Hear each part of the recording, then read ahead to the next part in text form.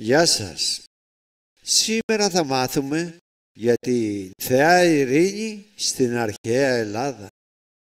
Στο κέντρο της αγοράς της αρχαίας Αθήνας δέσποζε το άγαλμα της Θεάς Ειρήνης, προσωποποίηση της ειρηνικής κατάστασης των πραγμάτων, να κρατάει ένα μικρό αγοράκι, τον πλούτο, με το δεξί του χέρι απλωμένο προς το πρόσωπο της Θεάς, ενώ με το αριστερό του χέρι να κρατάει το κέρα της αμαλθείας, που είναι σύμβολο της αυθονίας. Η Θεά Ειρήνη, μία από τις 3 ώρες, ήταν κόρη του Δία και της Θέμηδας και ήταν αδελφή της Δίκης και της Ευμονίας, που αποτελούν τα υπέρτατα αγαθά μιας κοινωνίας.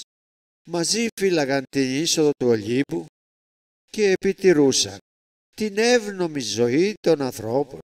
Οι θεές ώρες ήταν οι πρώτες που αποδέχτηκαν την Αφροδίτη και αφού την έδισαν, τη συνόδεψαν στον Όλυμπο. Αναφέρεται πως ήταν βοηθή του Θεού Ήλιου και επιπλέον βοηθούσαν τη θεά Χλωρίδα στο έργο της, στη βλάστηση της γης, ρυθμίζοντας τις εποχές του χρόνου. Στην Αθήνα αναφέρονται ως Θαλό, Αυξό και Καρπό, όπου συμβολικά και κυριολεκτικά συμβολίζουν τη βλάστηση της φύσεως αλλά και του πνεύματος και των τεχνών σε περίοδο ειρήνης. Τη δίκαιη διάταξη των βοσκοτόπων, όπως τη δίκαιη μεταχείριση των πολιτών, τη δικαιοσύνη. Από τον Όμηρο μαθαίνουμε πως άνοιγαν και έκλειναν τις πύλες του Ολύμπου με σύννεφα και φρόντιζαν τα άλογα της Σύρας και βοηθούσαν τους Ολυμπιονίκες οργανώνοντας τις εποχές και προσθέτοντας την ισορροπία στη φύση.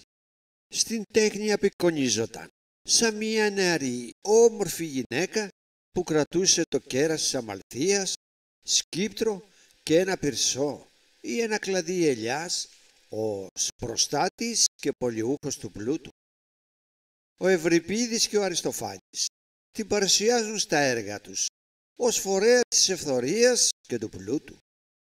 Πολύ γνωστό γλυπτό είναι αυτό του Κηφισόδοτου, πατέρα του Παραξιτέλη των αρχαίων του 4ου αιώνα π.Χ., που ανυπαριστά την ειρήνη να κρατά στην αγκαλιά της τον πλούτο. Βοηθούσε να κυβερνηθεί η κοινωνία με εξισορρόπηση και σταθερότητα.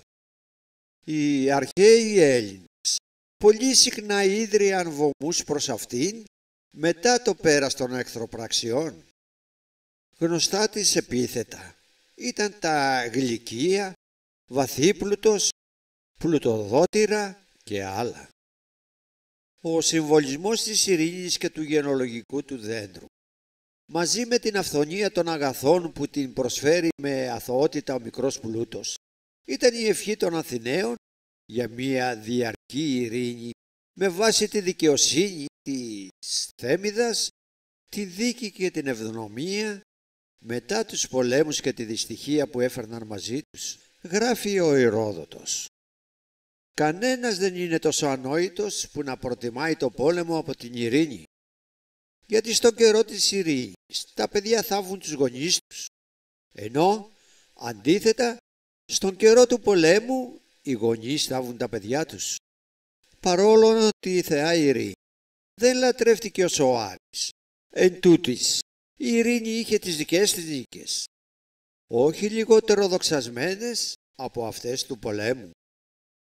Τη σοφία των αρχαίων Ελλήνων να θέλουν την ειρήνη και τη δικαιοσύνη να συμβαδίζουν την έχει επιβεβαιώσει και η σύγχρονη ιστορία. Η ειρήνη είναι μεγαλύτερη ευλογία όταν μας εγγυείται τη τιμή μας και τα νόμιμα δικαιώματά μας. Αλλά όταν έχει χάσει σαν επακόλουθο το χάσιμο της εθνικής μας ανεξαρτησίας και το λέρωμα της δοξασμένης μας ιστορίας, τότε δεν υπάρχει τίποτε το πιο ατιμωτικό και το πιο καταστροφικό για τα πραγματικά μας συμφέροντα. Πολύβιος. Να αγαπάς την ειρήνη. Θα λύσεις ομιλήσιος, δελφικό παράγγελμα. Η ειρήνη είναι η στοργική μάνα της γης, η Σύοδος. Το ουσιαστικό ειρήνη Εικάζεται ότι προέρχεται από το ρήμα ήρο. Λέγω, συνδέω. Ειρήνη ίσον ήρο ενώνω.